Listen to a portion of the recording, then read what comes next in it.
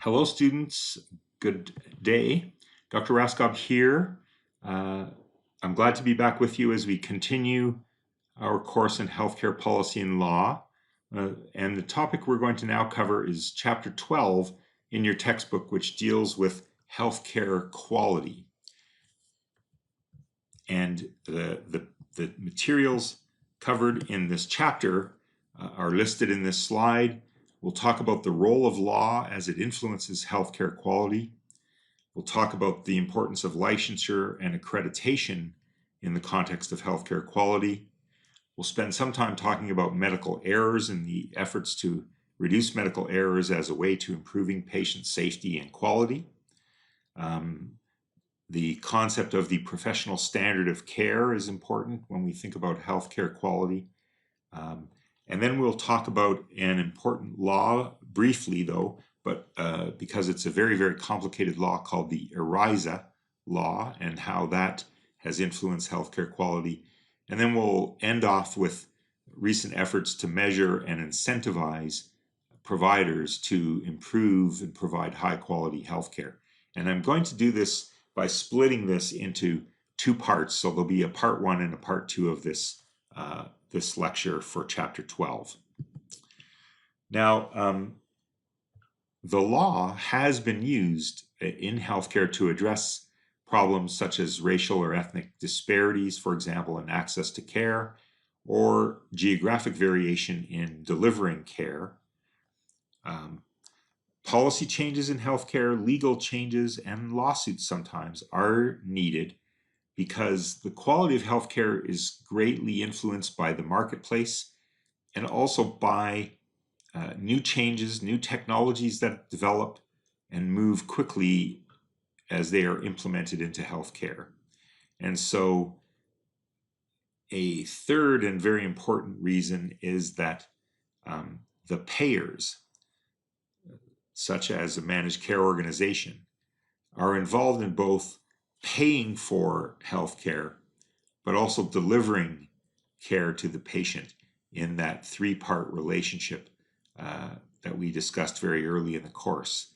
And when an organization is both the payer and the deliverer of care, there is an opportunity for conflict of interest to occur and for the quality of care to be influenced due to other objectives with regard to, for example, saving cost.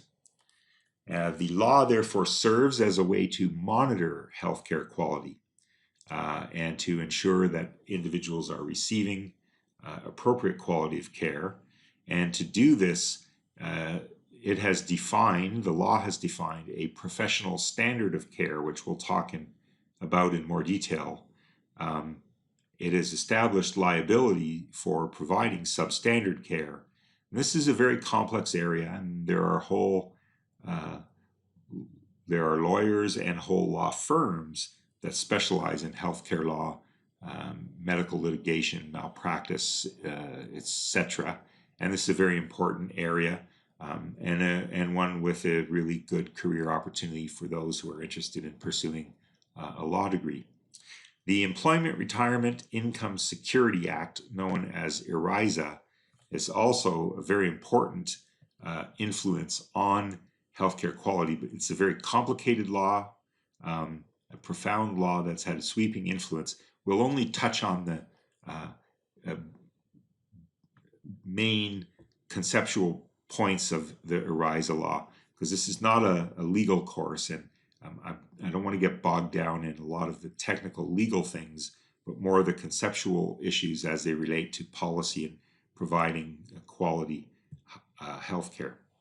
So when we consider quality control and ensuring quality of healthcare, licensing of individuals and accreditation of institutions are important functions of state law and important strategies, because these approaches filter out either particular individuals who may not have the requisite knowledge or skills to practice medicine or other professions such as nursing, pharmacy, etc.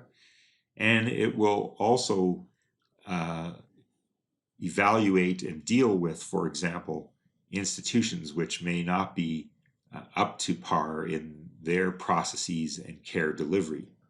And so the goal of these processes is to protect citizens from receiving substandard quality of healthcare.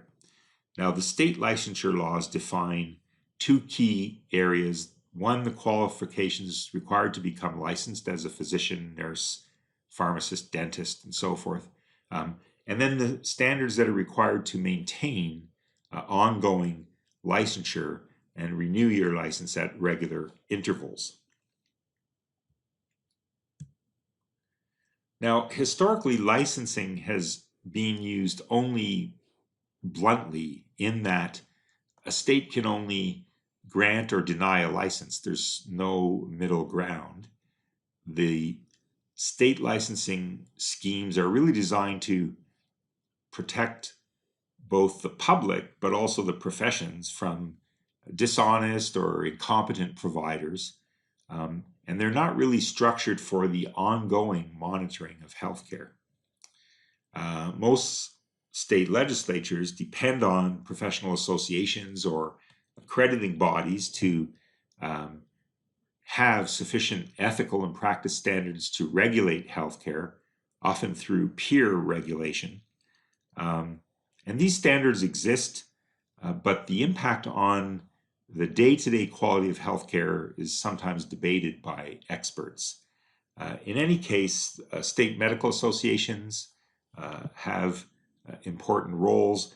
The Joint Commission for Hospitals and the National Committee on Quality Assurance, or formerly or alternate name listed there, a long name, for managed care organizations to at least define standards, just in the same way as the Association in Schools of Programs of Public Health define accreditation standards for our College of Public Health, in the same way that a large accrediting organization defines standards for the University of Oklahoma. Now, licensure is also important in defining what's referred to as scope of practice for various providers. But it's very difficult for legislators who are not physicians. They may be attorneys or business people or financial or accounting individuals. How can they define what a doctor should do versus what a nurse should do versus what a physician assistant should do, for example? And this area often leads to interprofessional dispute, sometimes political debate, and sometimes it is influenced by more than just a concern for quality of care. Often a revenue motive is intertwined in some of these discussions. And this is a very important policy area for the country to improve and resolve, because we do not have enough primary care physicians, for example, distributed appropriately. Oklahoma ranks very low on the number of primary care doctors per capita. And with increased access to healthcare through the Affordable Care Act and through Medicaid expansion, we need a way to bring basic primary care to rural areas where there may not be enough physicians or any physicians.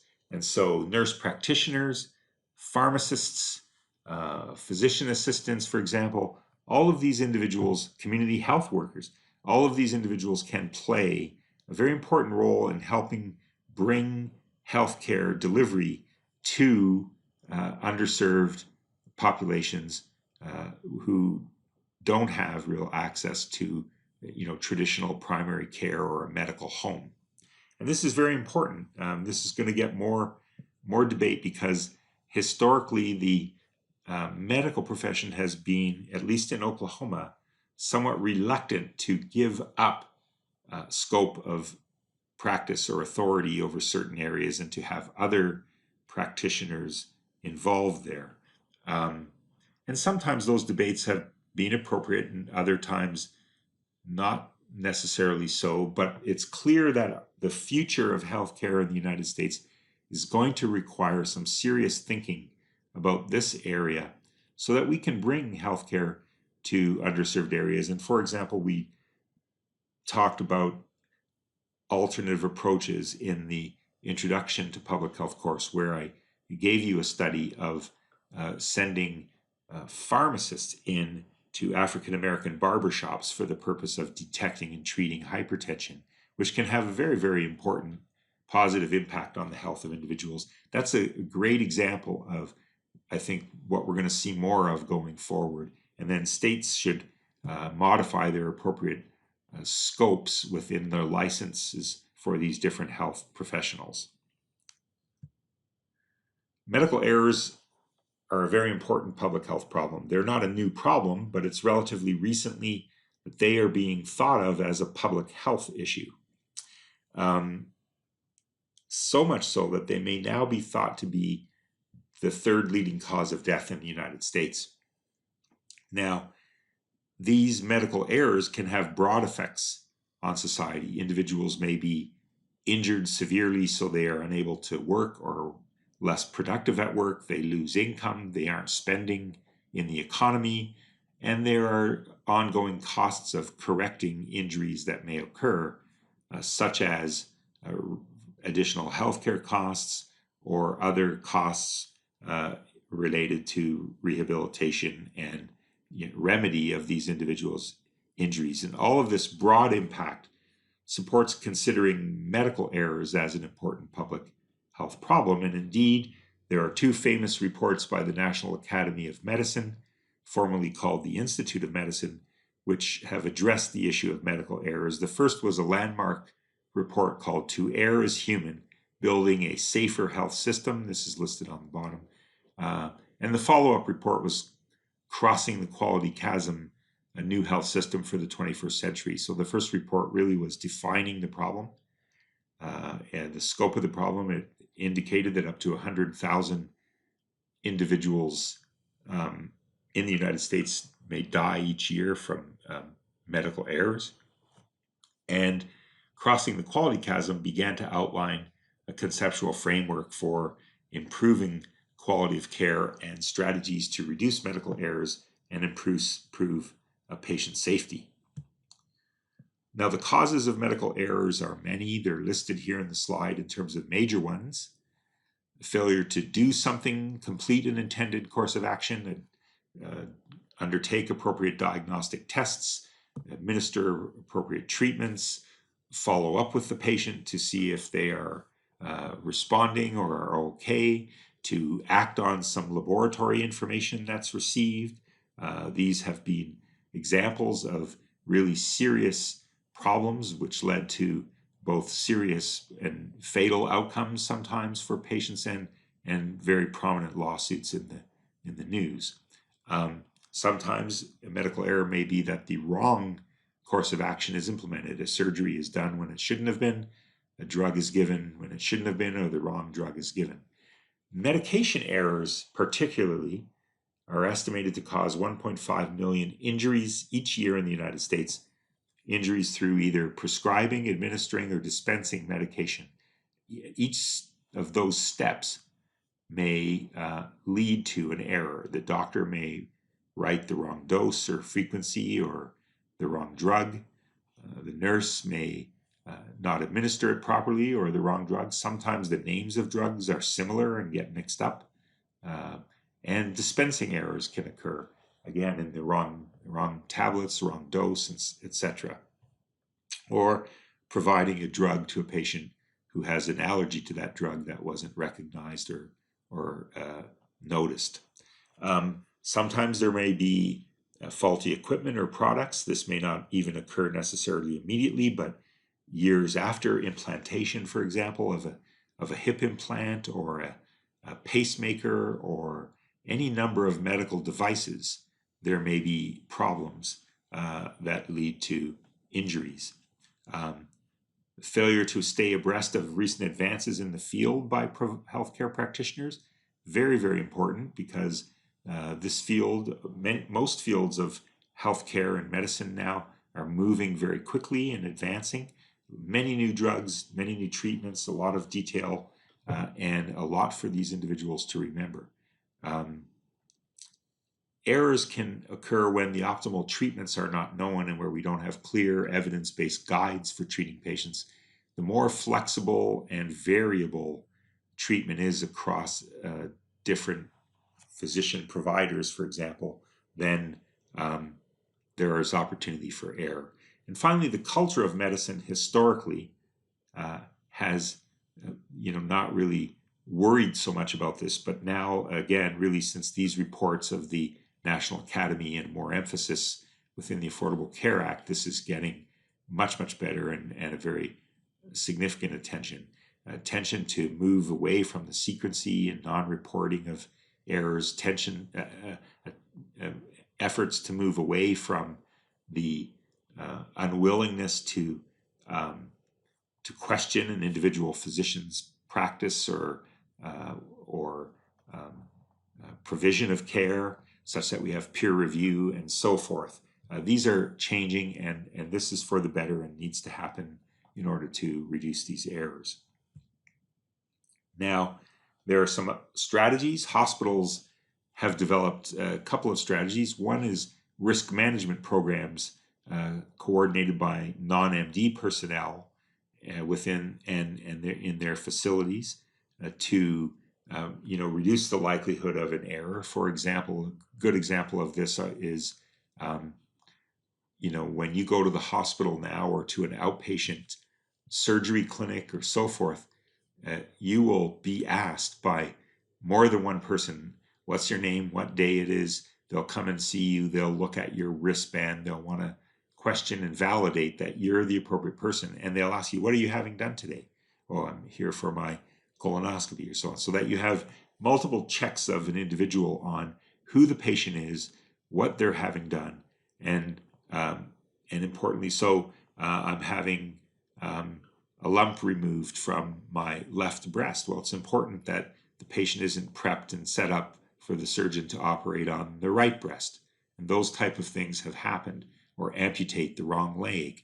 These are tragic and devastating errors. And so by using systems, strategies, protocols, double checking, checklists, and so on, many hospitals have implemented these as a way of reducing these problems. The second is peer review of MD practice. Again, moving away from the idea that any individual doctor his judgment is appropriate and so on, but rather having peers to review to determine that an individual physician is practicing within what is accepted to be a reasonable professional standard of care. We'll talk more about that later. And the policies are really shifting away from reactive review and punishing mistakes to a proactive approach to prevention and improving patient safety. And the goals of these reforms are to redesign our healthcare system and structures to limit the likelihood of an error, and then to also deal with errors which occur, because they will not be able to get them down to zero, but to deal with those in an appropriate way, not a covering up, secrecy, non-disclosure, non-transparency with patients and so on, but rather a more transparent and appropriate engagement of patients when these type of things occur. Some specific approaches to reduce medical error are listed in this slide. Standardizing medical procedures whenever possible. Often you would hear from people in training or nurses or others, well, doctors, 3 different doctors have different way of doing basic preparation or start of some procedure or so on. What's the reason for that other than personal preference or custom and so on? And what is the evidence that one approach should be used over the other? And historically, again, medicine has been reluctant to address this, but again, now there's a major movement to standardize some of these processes to use the one that has been shown to be the most appropriate in terms of safety and effectiveness, and to not give the person doing the procedure a choice, for example. And this is very analogous to what's been done in aviation safety, where we don't say to the pilot who's going to fly us across the country, use whatever approach you want. We don't say, use your own custom and your own protocol. No, the airline and the FAA have a defined checklist and protocol that must be followed, standardized across for all pilots. And that process has really led to a marked improvement in safety, and the same efforts are being brought to medical procedures now. There is a movement toward mandatory reporting and review of errors. There's efforts to, have less reliance on the physician or practitioner's memory. And that's good because there's an increasing amount of information to know and remember. And even the smartest people just won't be able to keep up with all the information, and that will lead to errors. So there are clinical practice guidelines which are compiled by committees of experts on the appropriate way to treat or manage a certain condition. There are other syntheses of evidence. In other words, how does a doctor or a pharmacist or dentist remember all the literature in their field? Well, they don't have to. There are syntheses, summaries of these documents, for example. There are products, for example, known as Up-to-Date, which is regularly a summary of a particular topic that's updated by expert physicians assimilating all the evidence. And then hospitals and managed care organizations create what's called clinical care pathways that are to be followed in the care and management of patients at their institution based on the evidence. And there are various apps now that can be put on the phone for assistance. So the doctor doesn't have to remember the dose of every drug and so on, but rather can look these up very quickly. Just remembering drug dosages is a profound challenge, let alone all the various other things. So again, we should use technology and modern strategies to reduce the need for someone to just by memory know what to do. We really have to improve and increase the role of information technology through the electronic medical record. In some hospitals that have done this well, routine preventive things are triggered automatically by the medical record when a patient's information is entered. For example, someone is going to be undergoing knee replacement surgery. Once the patient's details are entered and the operation is entered into the computer, it's flagged, and a number of questions come up about remember to do this, remember to give prophylactic antibiotics, what anticoagulant are you going to give to prevent blood clot complications, here's what the choice is, and so on. Sometimes it doesn't even give much choice. The institutions have discussed this in detail with their providers, and then the electronic record will prompt the nurse or others to take a specific action based on those pathways that they've put into these EMRs. So health information technology has great potential to help us in improving quality of care, in avoiding, for example, drug interactions. If doctor writes an order for a drug and a patient has another drug that interacts, the electronic record can immediately flag that and bring that to their attention. And on. There are many ways that this will be important. Engaging patients to be more participatory in their care is also very important. Getting patients to talk and discuss their values and desires can help lead to improved quality. There is a national focus on patient safety. There's a government agency, the Agency for Healthcare Research and Quality, which is dedicated to quality of care areas. There was a law passed, the Patient Safety and Quality Improvement Act, or PSQIA, which established anonymous reporting of medical errors to a central database with details that can then be analyzed to look for patterns or other strategies to reduce these errors. So there's a lot going on in this area to improve the quality of healthcare and make it safe and more effective and of better quality.